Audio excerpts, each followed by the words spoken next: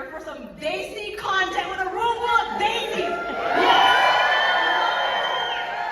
We are here for something magical, something amazing, something never done before.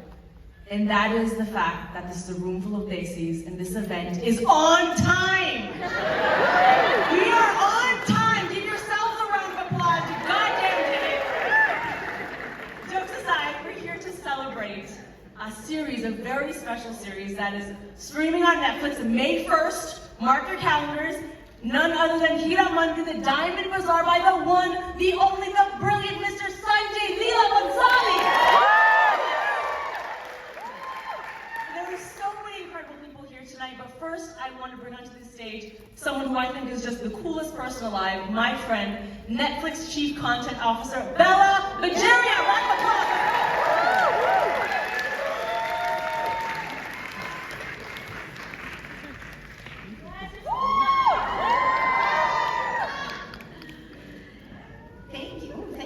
Thanks, Lily. Hi, this is so exciting. I was all pumped up, but I think Lily already did that job, so we'll do that.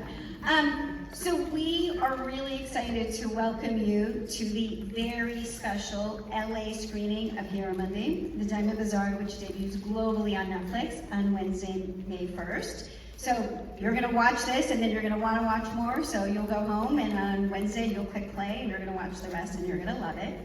So I'd say as an Indian American, I feel an immense connection to stories from India. And I'm very proud, on behalf of Netflix, that we get to bring a series as special as Heeramandi to the whole world. So I want to begin thanking the wildly talented man himself, Sanjay Leela Bhansali, the visionary behind the series.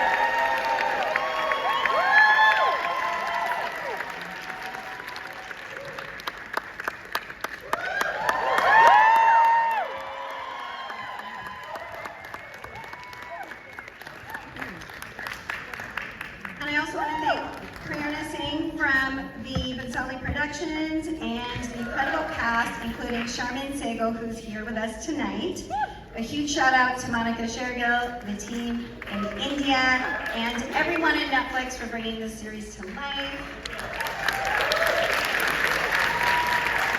As we step into this cinematic journey together, I invite you to immerse yourself and prepare to be transported into a world that only Sanjay Leela Bhansali can create. Thank you for joining us tonight.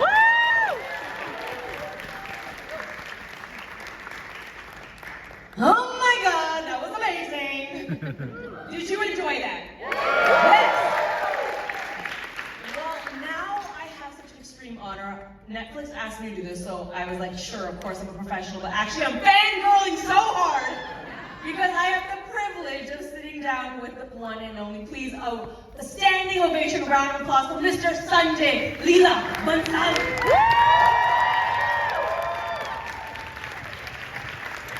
Keep it going, keep it going, keep it going, let's go.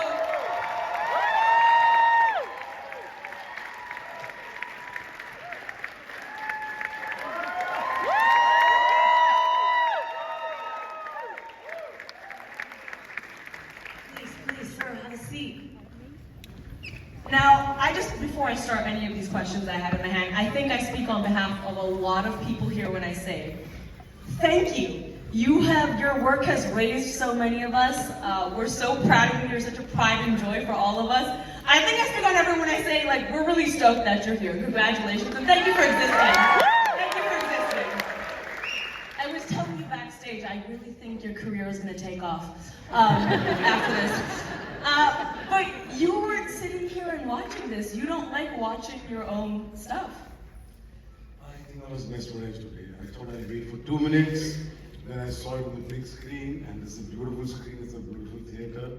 So I was overawed by my own work. Wow, a flex. Why do you not like watching your own stuff though? Because I keep finding flaws, I keep finding, oh, I've missed this, I've missed that, the color is not right, this edit is not right, can I change the sound, can I change so many things. You know, because every day we get better. So what you've done yesterday and what you do today, difference. You grow wiser, you grow little more sharper every day. So then I keep seeing flaws, and like Netflix people had to actually come and take the DCP from my hand and say, "You are done. We are not giving you any more chance." Now so one more day, give me 2 more corrections, 5 more corrections. It will just go on. So after a point, you should let your work go. It's a very, very difficult moment, Lily. When you let your work go on what you work for 3 years and you work relentlessly for almost 18 hours every day, but then when you have to hand over the work for people to see, it's a very sad moment, but it's also a very happy moment because then you know it, because you're jobless. After that, you have nothing to do. What am I supposed to do now? Because I've been working 18 hours and then also people will be seeing it. So it's perfect. It's like sending your child to school. Is the homework done? Is the bag correctly packed? Is this correct? Is the hair strap correct? So it's that kind of a feeling. So I think I've deviated from your question. I've taken off on my own. No, I like it. We're here together. So you watched it. Did you see anything? Yes. Yeah, did you see anything else? The whole thing. But did you see any flaws that you would have changed? I'm not going to let you know what. Well, I think I speak for a lot of people when I say it was spectacular, so visually stunning. Expect nothing less. I want to dive a little into the story because this concept was actually brought to you, I'm told, a long time ago, 18 years ago. Why make this story now? I think the script was very, very charming, it was very big, it was very vast, it was very epic. And I thought it was too long a story to be made into a film. And this was 18, 20 years ago when there was no OTT platform and this was not really fashionable at that point. But now when the time came and I felt that there's an opportunity to do it for an OTT platform. You can develop it properly, you can enjoy each character, build them up correctly. And I firmly believe really that what you leave 18 years behind or 10 years behind, if the story has the power to again keep calling and beckoning and telling you that make me, then there is something in that story that needs to be told. When I think that also I don't decide. That is decided by the character, by the story. They get up and say, now it's time, they're going to get made, and then I have no choice but I automatically go and pick it up. That happened with Bajirao Mastani, that happened with Padmavat, with Gangubai. They all stayed with me for 8 years, 10 years. But this has stayed the longest, 18 years. I've nurtured it, cherished every moment of trying to imagine, living with it, trying to understand what I will eventually do if I would make this film. So yeah, finally Heeramandi, all these characters, the courtesan's daughter, one day my people said, now I think you better make, or we'll dance on her head. So I just got down and started making it, and I'm glad I made it. I'm very happy I made it because I finished each of these characters. They're beautiful women, they're wicked, wily. Super hot women. Big fan, super hot women, a little bit of gayness in there, we love it across the board. I said what I said. I said what I said. A little bit of gayness, hot women. We're not mad at that, we're not mad at that. You mentioned this is your first series. First series.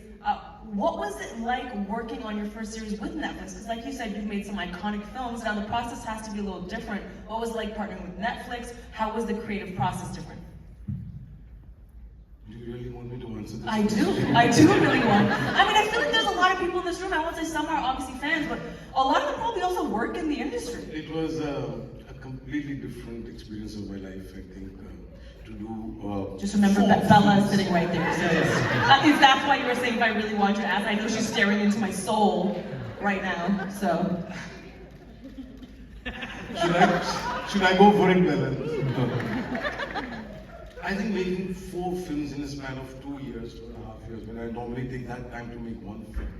So it's a very difficult process to make a series. It's 8 parts, you have to be patient, you have to be very sharp, you have to be very alert.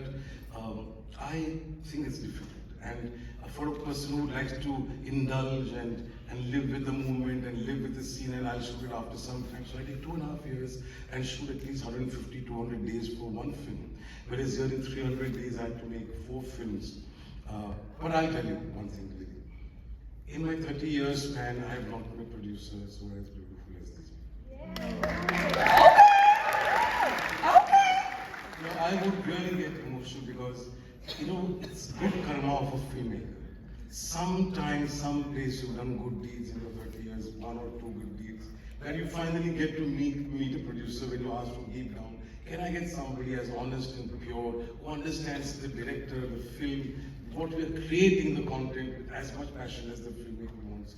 And I think these guys stood up to it in a big way. I think I'm very grateful to them.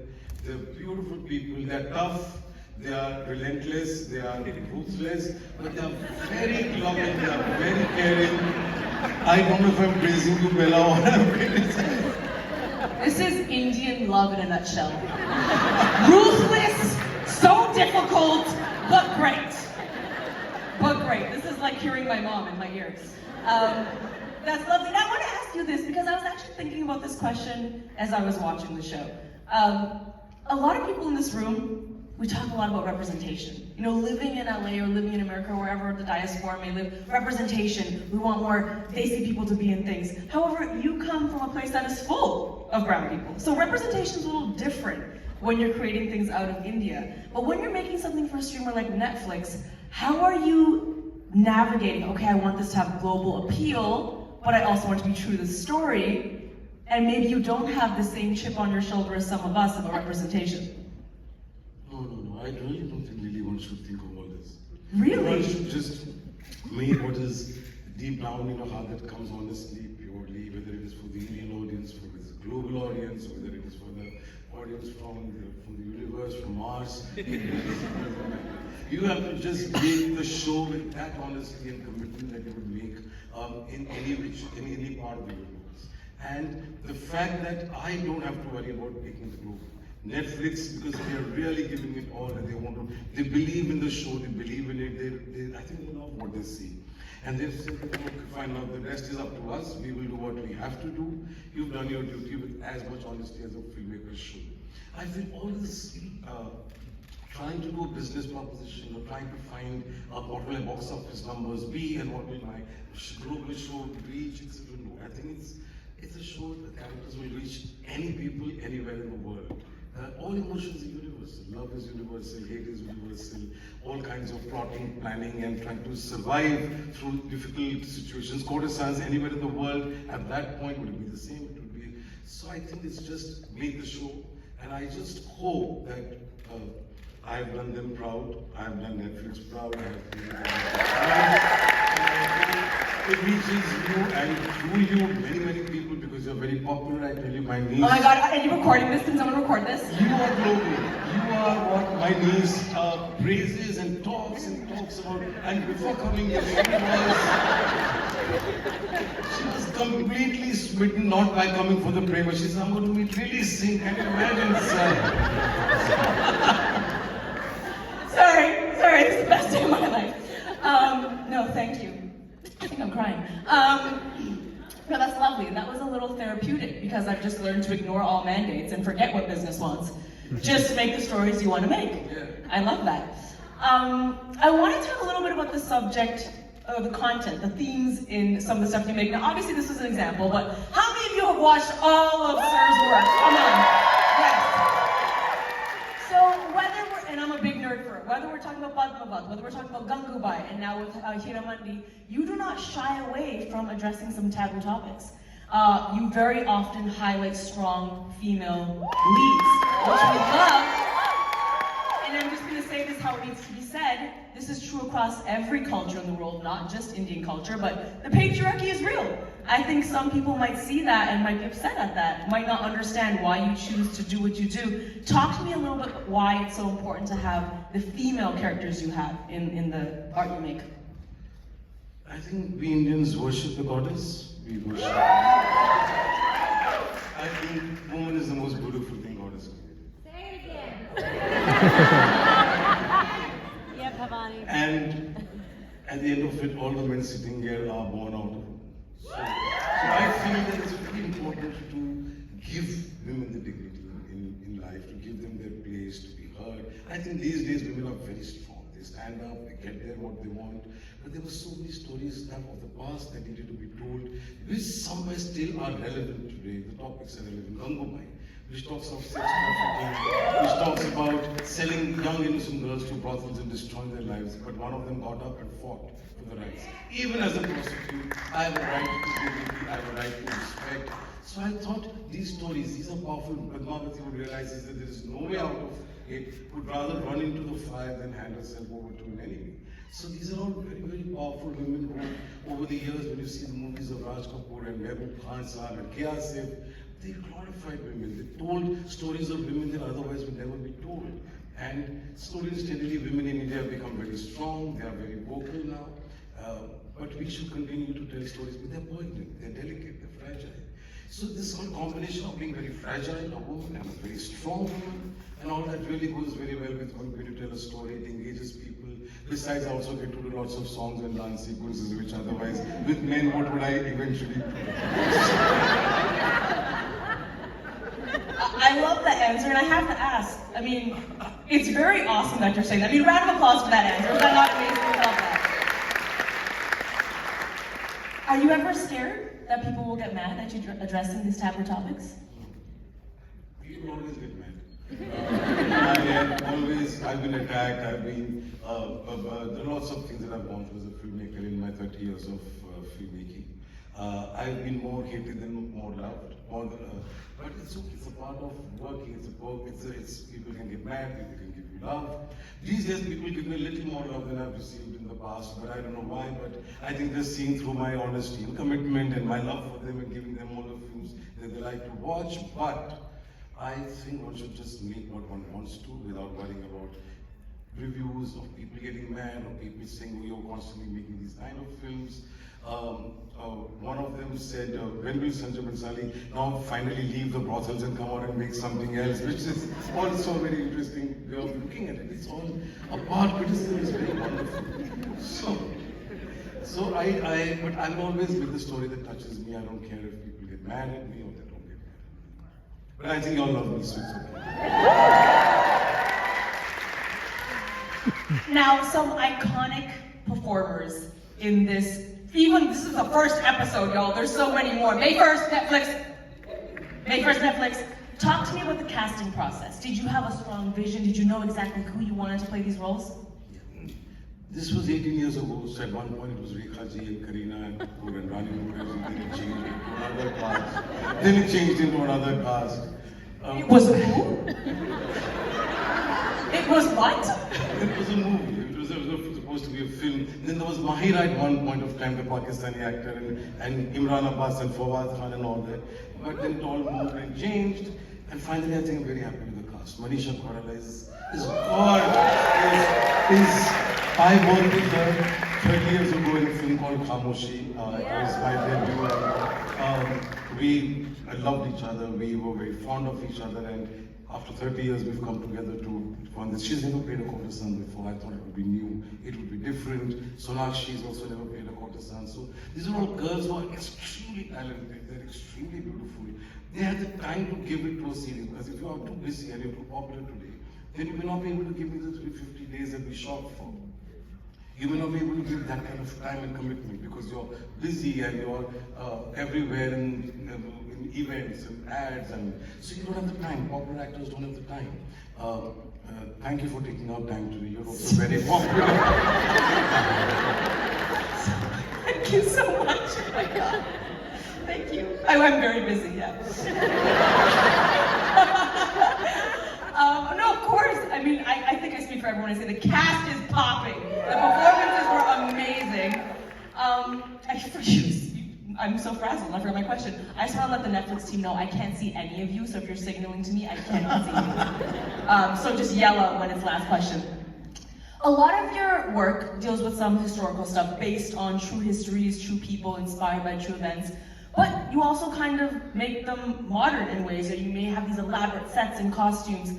How do you find the balance between historical accuracy and then your own spin onto things? Did you ever feel pressure one way or the other?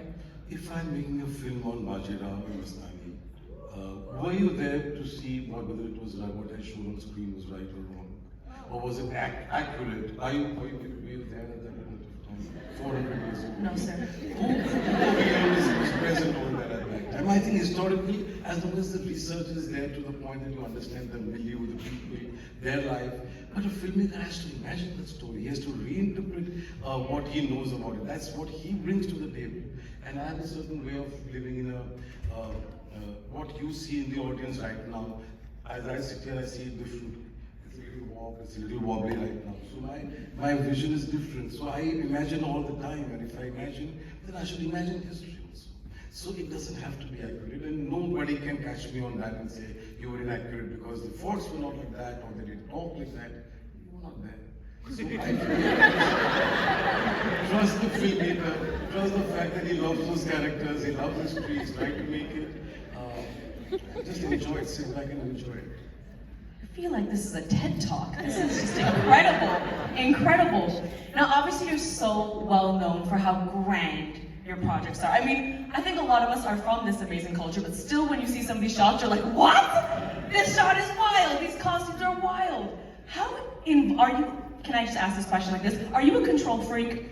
Are you involved in every aspect of the costumes, design? And so walk me through that, because I think that's what you're so well known for. Oh yes. On my set, if I had my way, I would also control your breathing. I would also control your life, because I feel it has to be exactly the way I want it to be. We're enjoying our conversation. It's okay.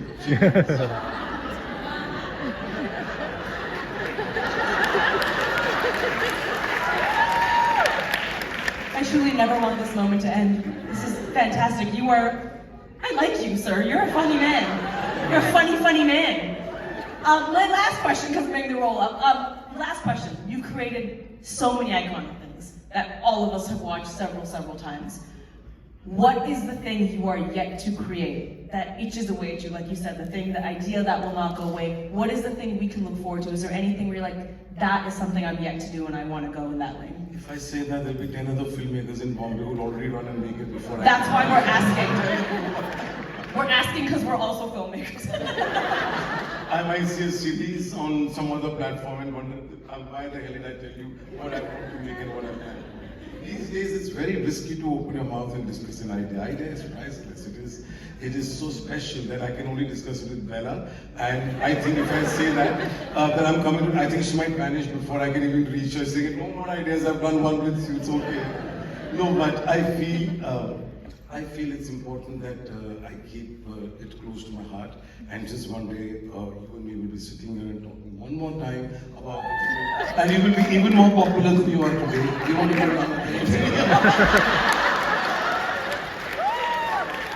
We're going to take a quick group picture, but before that, I want to say a few things. One, May 1st, Netflix. Not only do you watch it, tell everyone else to watch it. Make sure this is a huge success. Like, we deserve it to be a success, okay? Second thing, please put me in one of your projects. I love you. Third, thank you so much.